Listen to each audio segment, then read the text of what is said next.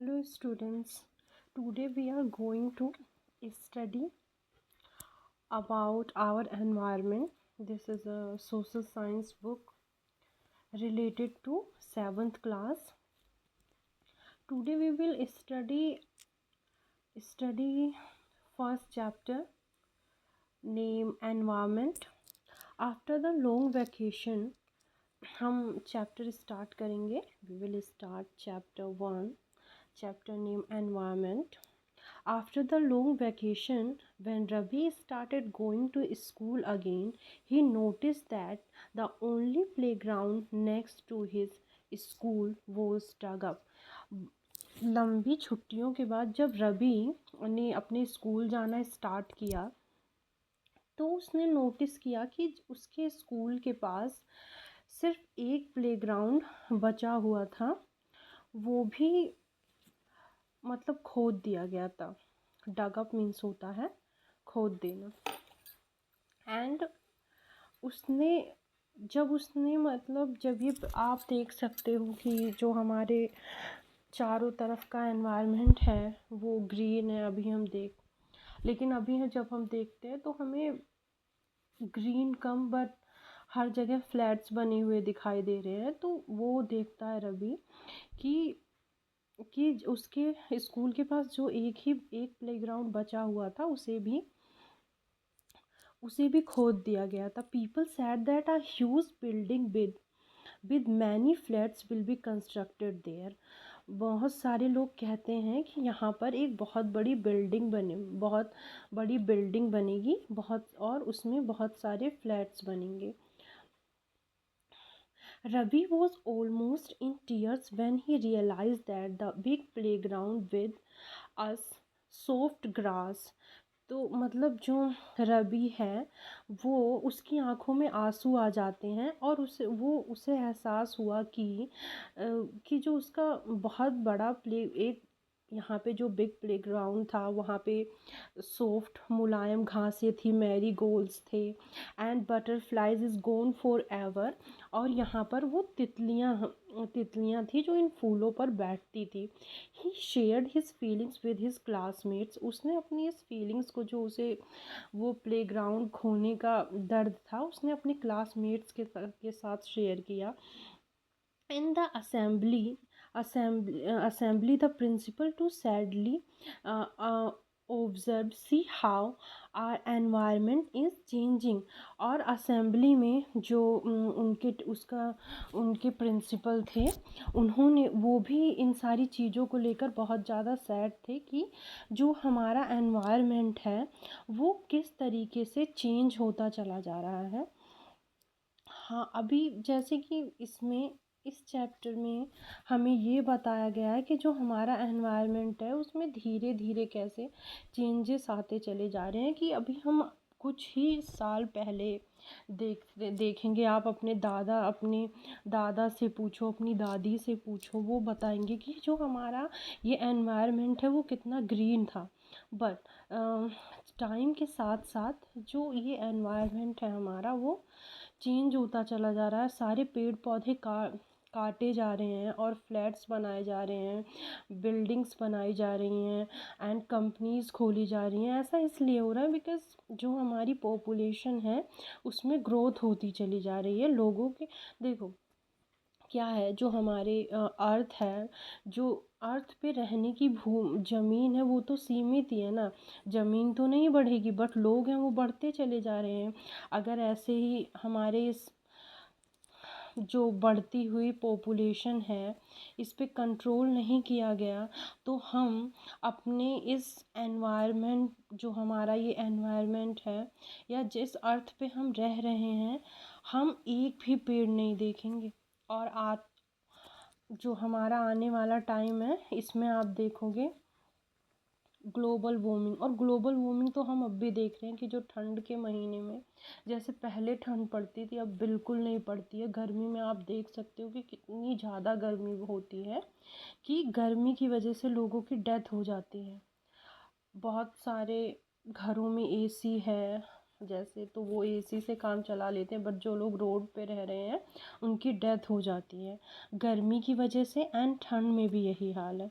तो हमें ये अश्योर करना चाहिए कि हमें बहुत सारे पेड़ लगाने चाहिए, और हमें जो पोल्यूशन है वो हम कोई भी ऐसी एक्टिविटी ना करें जिससे कि हमारा जो एनवायरनमेंट है वो पोल्यूटेड हो। हमें ऐसा काम करना चाहिए कि जिससे हमारे एनवायरनमेंट में कम से कम पोल्यूशन फैले एंड हम अच्छे से सांस ले सकें। Next, now we will come on next point. In the class Ravi ask his teacher, class में जो रवि है वो अपने टीचर से पूछता है व्हाट इज़ एनवायरनमेंट, एनवायरनमेंट क्या है। तो whatever you see in your surroundings said the teacher, तो टीचर उसे रिप्लाई करते हैं, टीचर रिप्लाई देते हैं कि जो भी आप अपने चारों तरफ देखते हो, जो भी आप whatever you see in your surroundings, जो भी आप अपने चारों तरफ देखते हो वो हमारा क्या कहलाता है, एनवायरमेंट कहलाता है। Okay, Ravi thought aloud that means that means the school building, tables, chair in the classroom, ever that open field, the road, the garbage, my friend, all are parts of our environment। Ravi सोचता है कि इसका मतलब ये हुआ कि the school building, table, chairs, और जो मेरा ये क्लासरूम है, एंड जो ओपन फील्ड्स हैं मतलब खुले मैदान, एंड जो रोड है, जो गार्बेज है एंड फील्ड्स हैं, और all are the parts of our environment, ये सारे हमारे एनवायरनमेंट के पार्ट हैं। Yes said the teacher, teacher कहता है हाँ, but wait, some objects are created by nature, teacher कहता है लेकिन कुछ जो ऑब्जेक्ट्स हैं वो नेचर के द्वारा क्रिएट किए गए हैं। फॉर एग्जाम्पल्स क्या हो गए कि mountains and wait,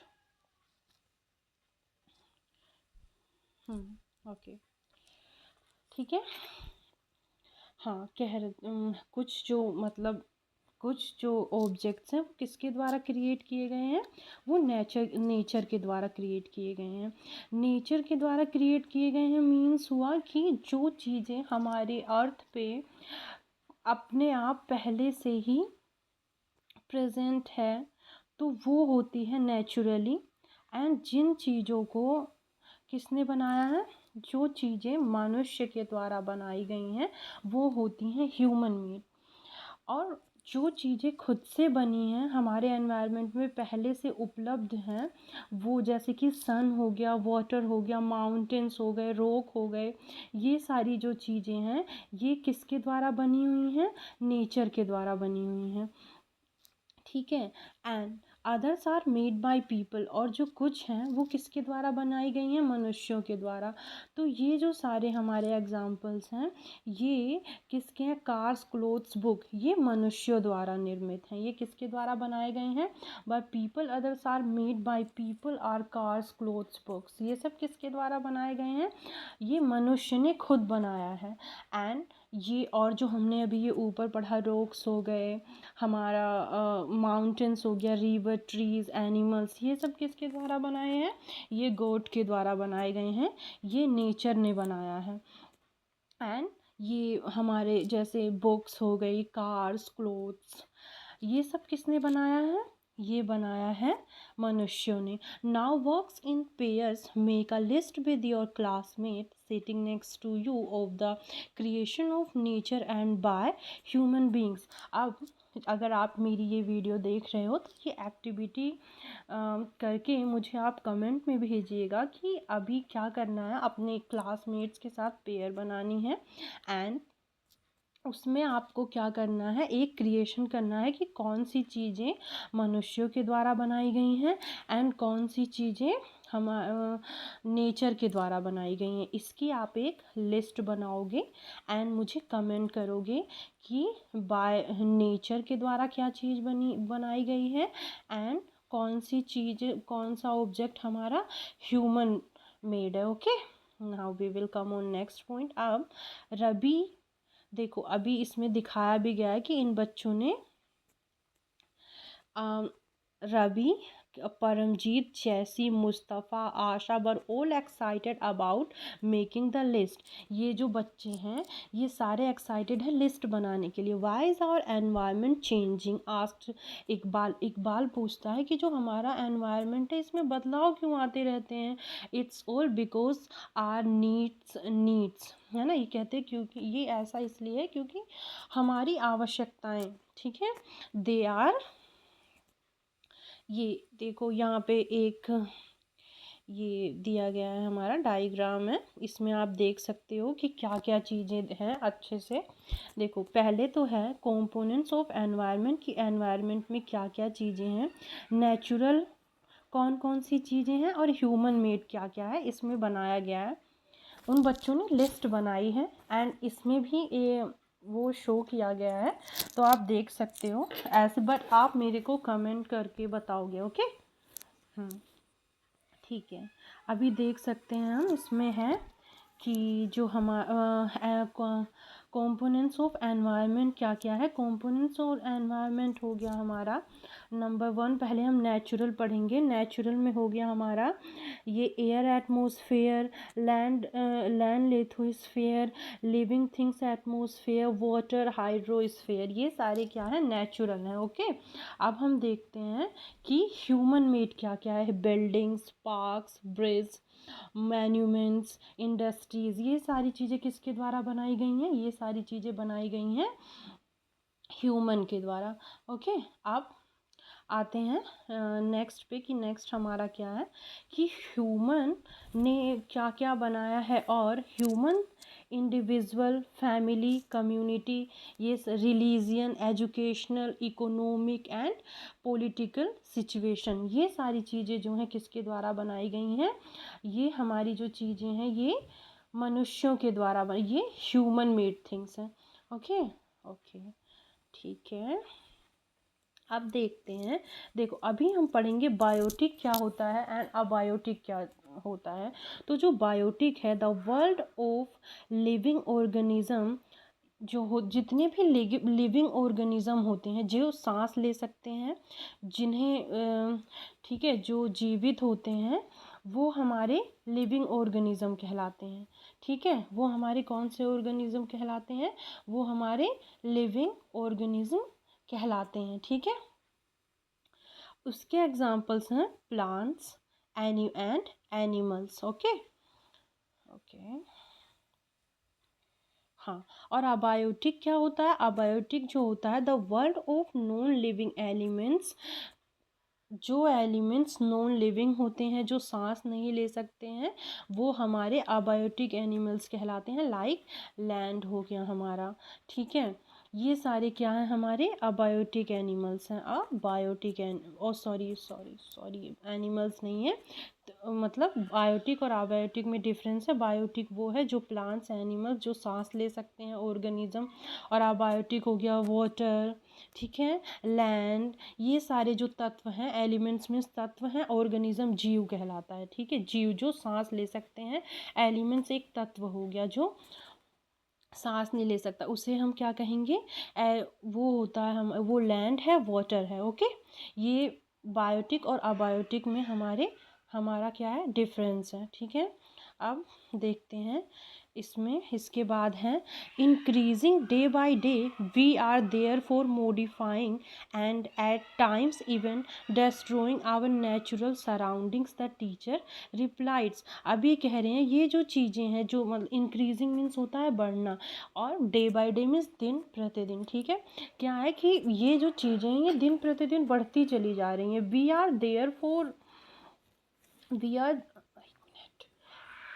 are therefore modifying and at times even destroying our natural surroundings, the teacher replied। और ये क्या है, ये क्या मॉडिफाई करता है कि एक ऐसा समय भी आएगा कि जो ये सारी हमारे चारों तरफ की जो ये नेचुरल थिंग्स हैं ये इन्हें डिस्ट्रॉय करेंगे। जैसे कि मतलब टीचर उत्तर देता है, from the above conversation you understand that the place people, things and nature that surround any living organism is called environment। और जितनी भी हमारे ऊपर की कन्वर्सेशन हुई है उससे आप ये समझ गए होंगे कि आपने ये समझ लिया है कि जो ये जगह है एंड जो लोग हैं, जो थिंग्स हैं, जो नेचर एंड अननेचुरल थिंग्स हैं जो हमारे चारों तरफ पाई जाती हैं, ये जो ऑर्गेनिज्म है ये क्या कहलाते हैं? एनवायरनमेंट कहलाते हैं। It is a combination of the natural environment refers to both biotic and abiotic condition existing on the earth. और जो ये एनवायरनमेंट्स है ये रेफर्स करता है इन दोनों को, बायोटिक एंड अबायोटिक कंडीशन को, जो हमारे अर्थ में एग्जिस्ट करती हैं। ठीक है, okay, now we will come on next page. अब human environment reveals the activities, creation and interaction among human beings। जो ये human environments हैं ये क्या रिवील करता है? कुछ एक्टिविटीज़ को जो इंटरेक्ट करती हैं ह्यूमन बींग्स को। अब देखते हैं कि नेचुरल एनवायरनमेंट क्या होता है। तो नेचुरल एनवायरनमेंट जो है हमारा, नेचुरल एनवायरनमेंट के अंडर में आता है land, water, air, plants and animals, एक मिनट, एनिमल्स एंड हमारा हो गया, एक पढ़ते हैं दोबारा से। देखो, नेचुरल एनवायरनमेंट है हमारा land, water, air, plants, animals comprise the natural environment. ये जो सारी चीज़ें हैं जैसे वाटर हो गया है ना, प्लांट्स, एनिमल्स एंड कंप्राइजेज, ये जो सारी चीज़ें हैं ये हमारे नेचुरल एनवायरनमेंट्स कहलाते हैं। जैसे मैंने अभी आपको ऊपर भी समझाया था। You are familiar with the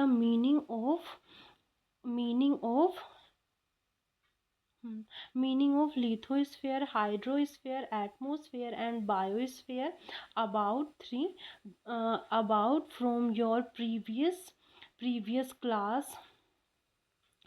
Let us learn some more facts about these domains।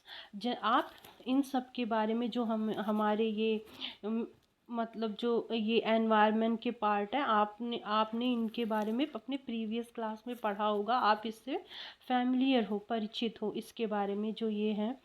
लेकिन अभी हम इसको डिटेल में पढ़ते हैं कि लिथोस्फीयर क्या होता है। इज़ द सॉलिड क्रस्ट और the hard top layer of the earth. ये जो हमारा लिथोस्फीयर है ये हमारी जो अर्थ है उसकी सबसे टॉप लेयर में से एक है, जो सबसे सॉलिड क्रस्ट है।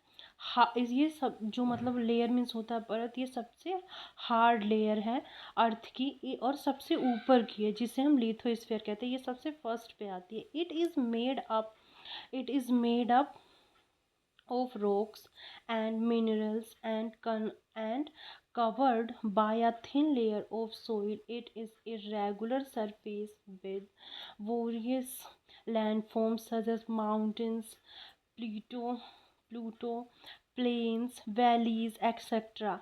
जो हमारी लेयर है ये किस किस से बनी हुई है? रॉक से, मिनरल से, ये और ढकी हुई है। ठीक है, इन सब से।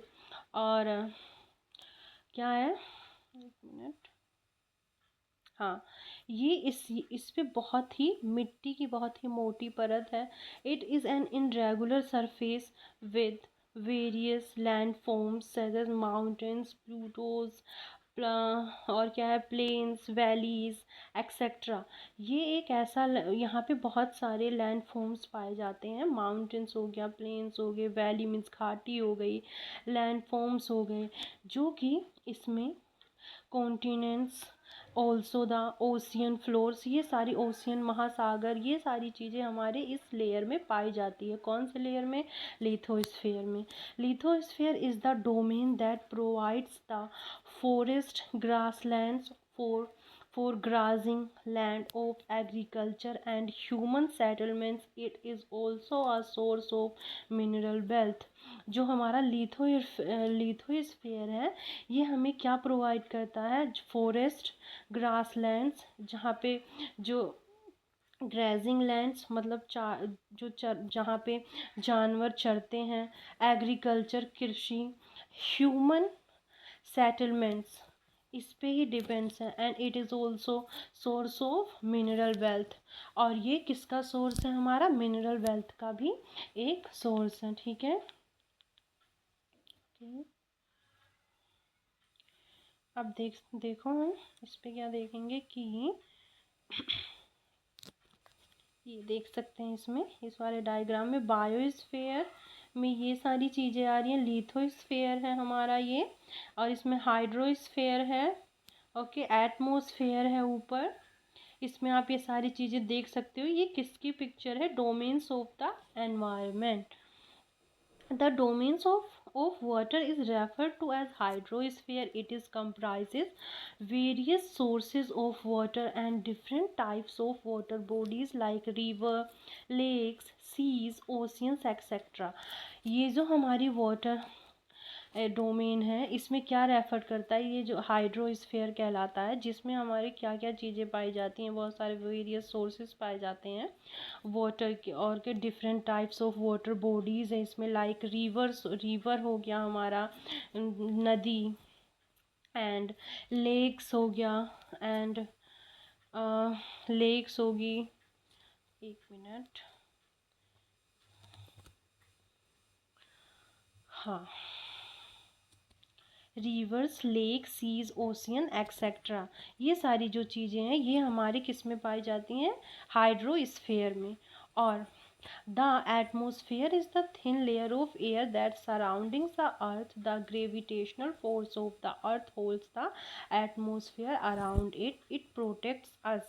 देखो क्या है कि जो ये हमारी एटमॉस्फेयर की जो ये मोटी परतें हैं, जो लेयर है वायु की, इसने चारों तरफ से, ये चारों तरफ से मतलब हमारे एनवायरनमेंट में चारों तरफ है, जो इसकी ग्रेविटेशनल पावर है, जिसे हम हिंदी में गुरुत्वाकर्षण बल कहते हैं, फोर्स जो है, gravitational force of the earth holds the atmosphere around इस, जो हमारी ग्रेविटेशनल फोर्स है, इसने हमारे एनवायरनमेंट को चारों तरफ से एक तरीके से पकड़ रखा है, जो कि हमें प्रोटेक्ट करती है इन सारी चीज़ों से, from the harmful rays. And आपने अल्ट्रावायलेट किरणों के बारे में पढ़ा होगा, जो हमारी ये लेयर्स हैं, ये हमें क्या करती हैं, ओजोन परत है एक लेयर, जो हमें इन सब से, जो हमारी कुछ मीन्स हार्मफुल रेजेस हैं उससे बचाती है।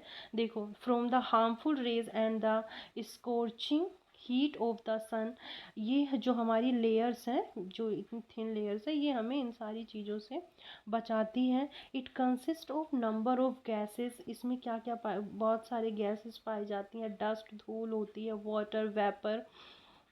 The changes in the atmosphere produce changes in the weather and climate। और जो ये एटमॉस्फेयर है, इसमें जो ये चार्जेस प्रोड्यूस होते हैं, ये हमारे जो मौसम और जलवायु भी इससे मतलब इसकी वजह से ही इसमें चेंजेस आते हैं। ओके, प्लांट एंड एनिमल,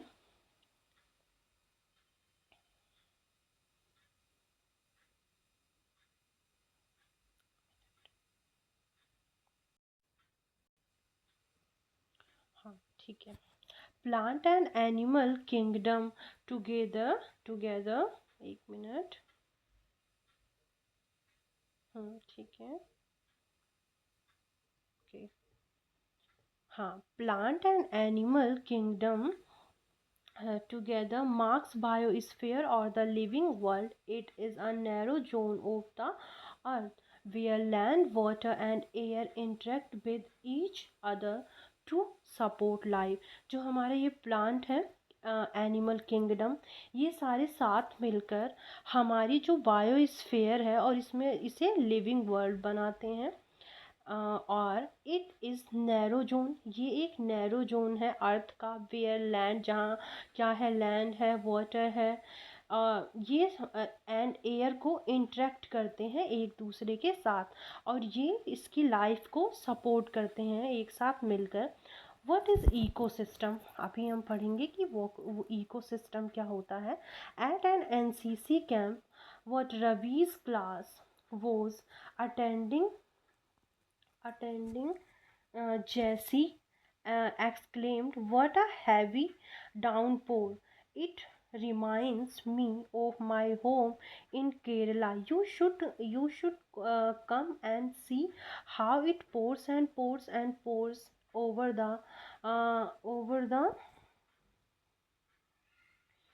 कैसे दिख नहीं रहा है, थोड़ा सा ब्लर हो गया है, एक minute. lush green fields, pores and coconut plantation. Hira from Jaisalmer exclaimed, "We get no rains. We see only kikar and sand as far as the eyes can see. But you also find camels." अभी ये सारे अपनी जहाँ जहाँ पे रहते हैं, जो भी इनका होम टाउन है, उसके बारे में बता रहे हैं कि मतलब अपने कैंप में कि हमारे यहाँ कैसे होता है। हीरा कहती है कि जैसलमेर में बहुत ही आश्चर्यचकित मतलब हो जाते हैं देख के कि वहाँ पे बिल्कुल भी बारिश नहीं होती है। वहाँ पे केवल हमें क्या क्या देखने को मिलता है, रेत और कीकर। एंड जो हमारी आँखें हैं, दूर दूर तक हम केवल क्या देख सकते हैं, हमें कैमल ही मिलता है। ओके। और इसमें जो है एनसीसी कैंप में रवि की क्लास में जैसी कहती है, वो आश्चर्यचकित होती है कि केरला, मुझे याद आया है कि जो केरला मेरा होम है, घर जहाँ पे है, वहाँ पे हमेशा क्या है, ज़्यादातर बारिश होती रहती है। एंड जो ग्रीन फील्ड्स हैं, कोकोनट प्लांटेशन है, वहाँ पे हमेशा क्या, वहाँ पे सिर्फ क्या क्या पाया जाता है, कौन सी चीज़ की खेती होती है, ग्रीन फील्ड्स हैं। एंड वहाँ पे ज़्यादातर कोकोनट्स प्लांटेशन होती है, मीन्स कोकोनट उगाए जाते हैं। ठीक है, एक मिनट। आई होप आपको मेरी इतनी क्लास समझ में आ गई होगी। ये वीडियो बहुत ही ज़्यादा लंबी हो जाएगी और आई थिंक हमें थोड़ा थोड़ा करके ही समझना चाहिए, वरना फिर ये कुछ ज़्यादा हैवी हो जाएगा। तो हम थोड़ा थोड़ा करके समझते हैं। आज के लिए बस इतना ही। कल मैं आपके लिए जो हमें मतलब ये हमारा फर्स्ट चैप्टर है क्लास 7 का, एनवायरनमेंट, जो रिमेनिंग है उसे मैं कल पढ़ाऊँगी। आज के लिए बस इतना ही। आपको जो मैंने नेचुरल हम एलिमेंट्स हैं एंड ह्यूमन जो ऑब्जेक्ट्स हैं, natural objects and human objects हैं, उसके बारे में जो मैंने आपसे बोला है कि आप मेरे को लिस्ट बना के कमेंट कीजिएगा। ओके, तो मैं, अगर आपने मेरे को लिस्ट बना के कमेंट किया तो मैं समझूंगी कि आपको ये, मेरे को लगेगा कि हाँ, आपको ये चैप्टर समझ में आया है। और आई होप कि आपको ये चैप्टर समझ में आया होगा। आज के लिए बस इतना ही। हम कल मिलेंगे एंड आपको मैं जो भी रिमेनिंग है उसे कल समझाऊंगी। Thank you. आपको कोई भी डाउट हो तो आप मेरे से पूछ सकते हैं, कमेंट कर सकते हैं। Thank you so much.